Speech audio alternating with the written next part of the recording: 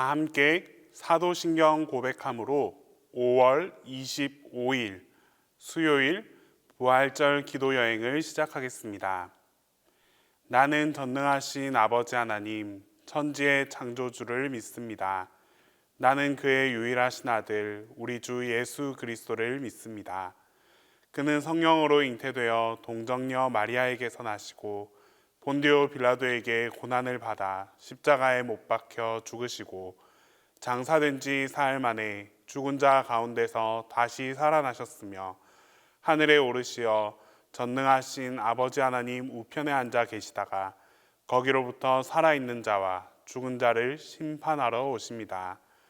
나는 성령을 믿으며 거룩한 공교회와 성도의 교제와 죄를 용서받는 것과 몸의 부활과 영생을 믿습니다.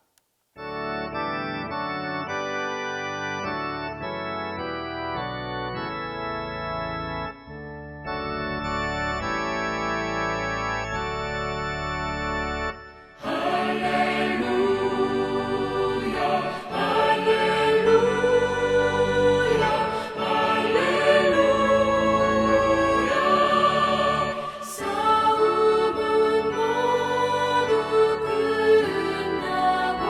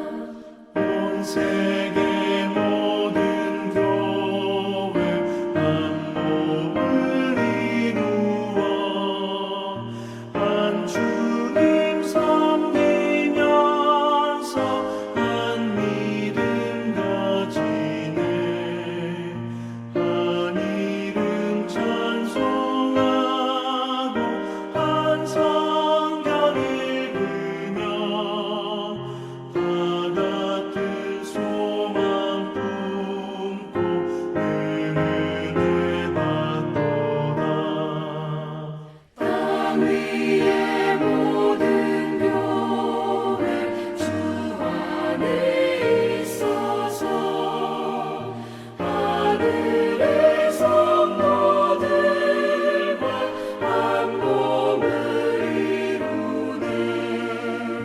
오 주여 복을 주사 저 성도들 같이 우리도 주와 함께 늘 살게 하소서.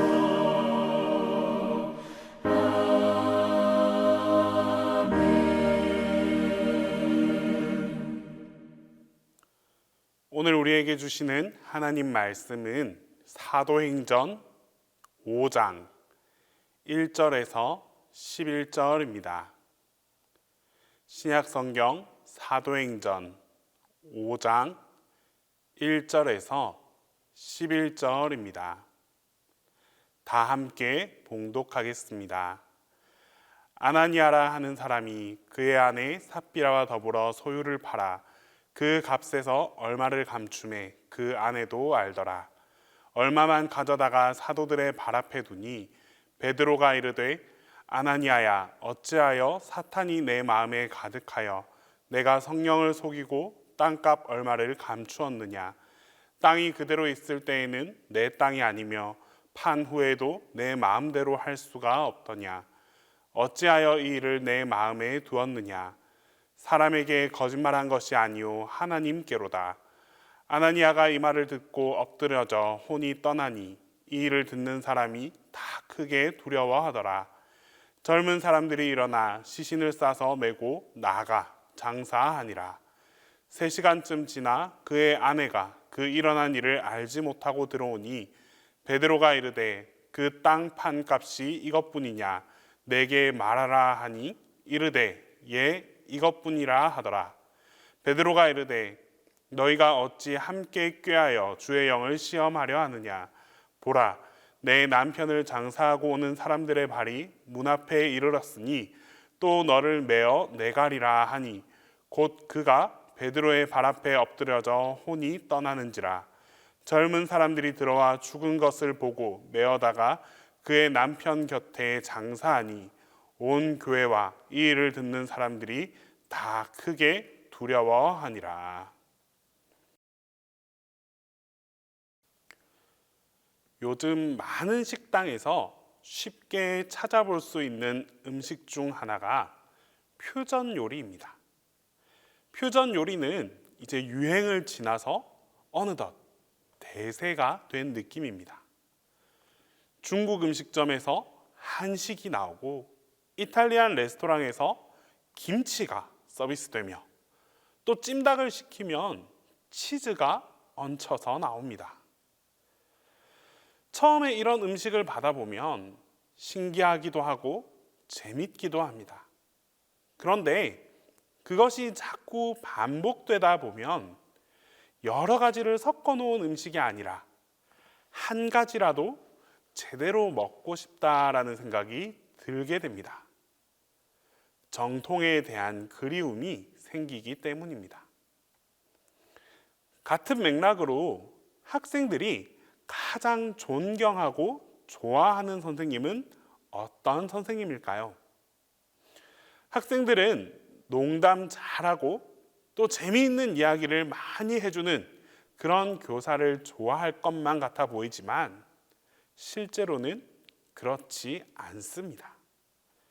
요즘 학생들이 가장 좋아하는 교사는 한마디로 잘 가르치는 교사입니다.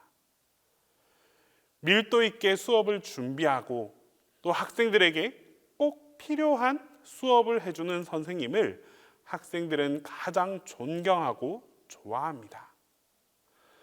사람들은 이처럼 누구나 본질에 대한 열망이 있습니다. 그렇다면 우리 교회는 어떠하겠습니까? 많고 많은 교회들 중에 과연 어떤 교회가 본질에 충실한 교회이겠습니까? 본질에 충실한 교회는 바로 거룩성, 거룩성을 가진 교회입니다. 교회의 거룩성은 죄를 떠나는 것에서부터 시작됩니다. 죄를 떠나 하나님 앞에 서서 경외감을 느끼고 또 하나님의 임재를 느끼는 곳, 교회 건물이 화려해서가 아니라 성도들의 사랑과 기도에서 거룩함을 느낄 수 있는 곳, 그것이 바로 교회의 본질입니다. 오늘 읽은 본문에는 이런 교회의 거룩성을 어지럽히는 자들을 하나님께서 심판하신 내용입니다. 이 땅에 세워진 첫 번째 교회, 예루살렘 교회는 하나님께서 정말 아끼고 또 사랑하신 교회였습니다. 이 교회에 아나니아와 삽비라 부부가 있었습니다. 이들은 공명심이 정말 상당했던 사람들이었습니다. 어떻게 하면 사람들에게 존경받을 수 있을까? 그렇게 고민하다가 자신이 가지고 있는 재산을 팔아서 교회에 내놓기로 결정했습니다. 그런데 재산을 이렇게 팔고 보니 마음 한켠에 욕심이라는 것이 생겼습니다. 재산의 얼마를 감추었고 그 일부만 베드로에게 내어놓았습니다. 성령님은 그들이 하나님을 속이려 한다라는 사실을 베드로에게 알렸습니다. 전부를 다 가져오지 않아서가 아니라 하나님을 속이려고 하는 시도, 즉 교회의 거룩성을 해치는 거짓된 시도가 문제였습니다. 베드로는 성령께서 알게 하신 대로 그들을 책망합니다. 베드로의 책망을 받은 아나니아가 그만 세상을 떠나게 되었습니다. 5절 말씀에 아나니아가 이 말을 듣고 엎드러져 혼이 떠나니 이 일을 듣는 사람이 다 크게 두려워하더라. 뒤따라 들어오던 삽비라도 역시 똑같은 거짓말을 했고 그녀도 세상을 떠나게 되었습니다. 부부가 한 날 한시에 세상을 떠나게 되는 비극적인 일이 일어나고 말았습니다. 우리는 이 사건을 보면서 두 가지 교훈을 얻습니다. 하나는 하나님을 속이면 안 된다라는 것이고, 또 다른 하나는 교회의 거룩성을 해치면 죽음으로써 갚아야 한다라는 사실입니다. 그런데 한 가지 의문이 있습니다. 과연 이 일이 사람이 죽을 만한 일인가? 하나님께서 이 정도 일로 두 사람을 다 데려가신다면 오늘 이 시대 교회에서 살아남는 사람은 과연 몇 명이나 될 것인가 하는 질문입니다. 이 질문에 대한 하나님의 대답은 시범 케이스, 하나의 모범적 케이스라는 것입니다. 예루살렘 교회는 이 땅에 있는 모든 교회의 모델이 되는 교회였습니다. 하나님은 예루살렘 교회를 세우시고 또 앞으로 모든 교회의 모델로 삼기 원하셨습니다. 앞으로 세워질 모든 교회는 예루살렘 교회를 보고 나아갈 바를 정해야 합니다. 그래서 하나님은 첫 번째 교회, 예루살렘 교회의 그 거룩성을 해치는 자를 그냥 두고 볼 수 없었던 것입니다. 시범 케이스로 이들을 심판하셨습니다. 하나님은 과거 이스라엘 백성들이 출애굽할 때 이스라엘 공동체에 죄가 들어오는 것 또한 용납하지 않으셨습니다. 여리고성 전투를 마치고 여리고성에서 탈취한 모든 것을 하나님의 곳간에 드리라라고 했지만 아간이 이를 어겨버렸습니다. 하나님은 아간의 생명을 취함으로 그의 죄값을 물었습니다. 그 옛날 바로 이 아간을 데려가신 것처럼 아나니아와 삽비라도 교회의 거룩성을 훼손하는 그 죄를 지었기 때문에 하나님께서 심판하셨습니다. 이 일은 곧 사람들에게 알려졌고 사람들은 두려워했습니다. 11절 말씀에 온 교회와 이 일을 듣는 사람들이 다 크게 두려워하니라. 당연히 두려워할 수밖에 없지 않겠습니까? 이 두려움은 하나님에 대한 경외감입니다. 우리는 하나님을 사랑의 하나님, 어떤 죄도 다 용서하시는 하나님이라고 생각합니다. 틀린 말이 아닙니다. 성경 곳곳에서 하나님은 사랑이시다라고 정의하기 때문입니다. 그런데 바로 이 하나님의 사랑만 너무 강조하다 보면 우리는 종종 방종으로 치닫습니다. 하나님의 사랑만 강조하면 교회의 거룩성을 훼손하는 것을 예사롭게 여깁니다.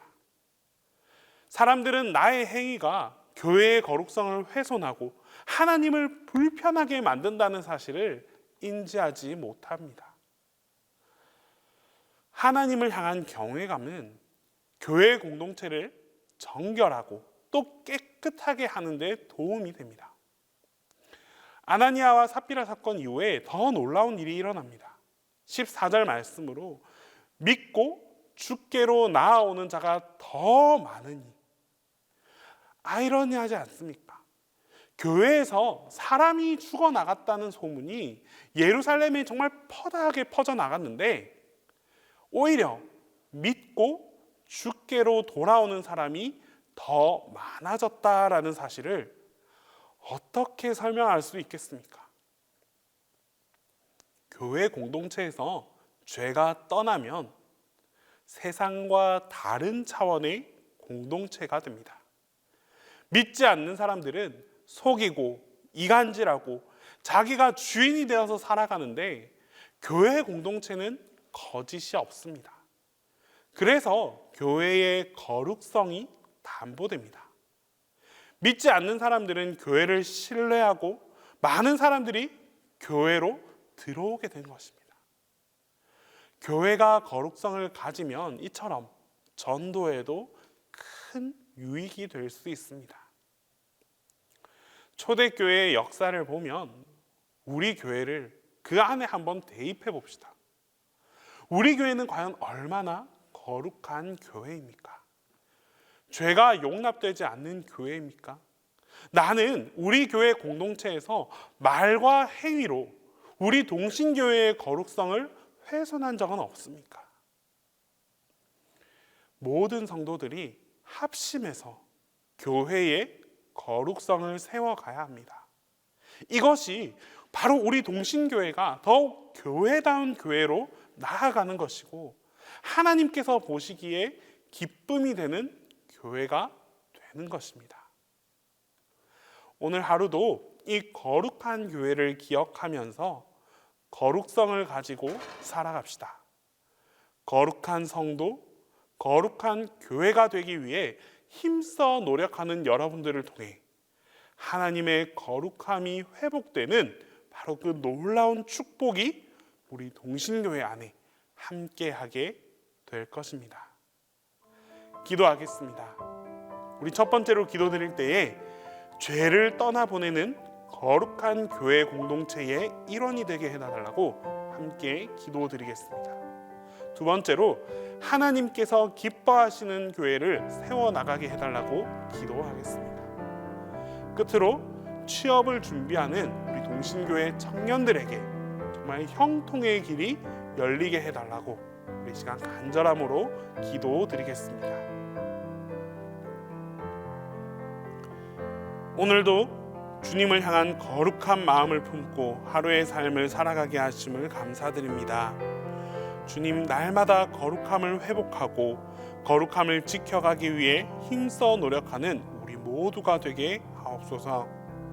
내 안에 있는 모든 죄악들을 주님 앞에 내어놓고 회개하게 하시고 그 어떤 죄악의 유혹도 틈타지 않도록 주님께서 각자의 삶을 지켜 보호하여 주시옵소서. 그리하여 거룩한 성도, 거룩한 신앙인으로 살아가는 우리 모두가 되게 하옵소서. 주님, 특별히 한 명 한 명의 거룩이 모여 하나 되는 교회 공동체가 바로 서게 하옵소서. 하나님께서 기뻐하시는 교회, 교회다운 교회, 세상 앞에 담대히 복음을 전할 수 있는 믿음의 교회가 되게 하옵소서. 교인 한 사람 한 사람의 삶이 주님 앞에 바로 설 때에 교회가 바로 설 수 있음을 고백합니다. 우리 모두가 교회를 더욱 사랑하시고 날마다 교회를 위하여 기도하게 하시며 교회를 통해 주님께로 다가가는 성도들이 다 되게 하옵소서. 주님, 이 시간 특별히 취업을 준비하는 청년들을 위해 기도합니다. 여러 가지 어려운 현실 앞에서 실패를 경험하고 좌절을 경험하는 청년들이 늘어나고 있습니다. 이럴 때일수록 주의 청년들이 주님 앞에 기도로 간구하게 하시고 세상의 능력이 아닌 하나님의 능력으로 담대히 나아가게 하여 주시옵소서. 어둠이 깊어질수록 주님을 바라보게 하시고 실패가 반복될수록 주님을 더욱 의지하는 믿음의 청년들이 되게 하옵소서. 그리하여 결국에는 주님께서 우리 모든 청년들에게 형통의 축복을 허락하여 주시옵소서. 주님께서 길을 보여주시고 주님께서 그 길을 활짝 열어 주시옵소서. 담임 목사님을 위해 기도합니다. 우리 목사님에게 건강의 복이 넘치게 하여 주시옵소서. 교회를 위해서 전심으로 사역하시는 이때에 조금도 피곤하지 않게 하시고 영육 간의 강건함을 허락하여 주시옵소서. 특별히 우리 동신교회 교우 모두가 담임 목사님을 사랑과 존경으로 대하고 항상 기도를 통하여 힘을 더하게 할 수 있는 그런 동력자들이 다 되게 하여 주시옵소서. 이제 주님께서 가르쳐 주신 기도를 다 함께 하겠습니다. 하늘에 계신 우리 아버지, 아버지의 이름을 거룩하게 하시며 아버지의 나라가 오게 하시며 아버지의 뜻이 하늘에서와 같이 땅에서도 이루어지게 하소서. 오늘 우리에게 일용할 양식을 주시고 우리가 우리에게 잘못한 사람을 용서하여 준 것 같이 우리 죄를 용서하여 주시고 우리를 시험에 빠지지 않게 하시고 악에서 구하소서. 나라와 권능과 영광이 영원히 아버지의 것입니다.